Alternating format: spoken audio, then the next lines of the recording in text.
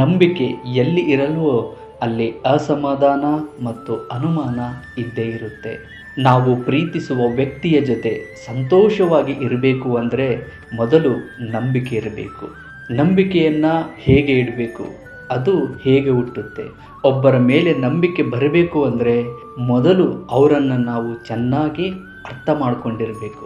ಒಬ್ಬರನ್ನ ಹೇಗೆ ಅರ್ಥ ಮಾಡ್ಕೊಳ್ಳೋಕ್ಕೆ ಸಾಧ್ಯ? ಎಲ್ಲರೂ ಒಂದೇ ರೀತಿಯಲ್ಲಿ ಇರೋದಿಲ್ಲ.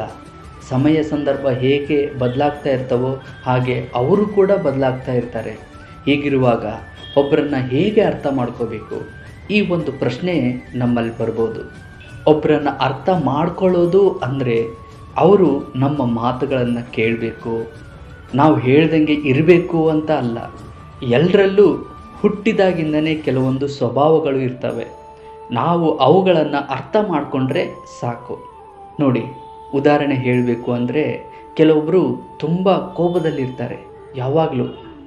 ಇನ್ನು ಕೆಲವೊಬ್ಬರು ನಾವೇನಾದ್ರು ಒಂದು ಸ್ವಲ್ಪ ಸಿಟ್ಟು ಮಾಡಿದ್ರೆ ಸಾಕು, ಸಡನ್ನಾಗಿ ತುಂಬ ಬೇಜಾರಾಗ್ತಾರೆ.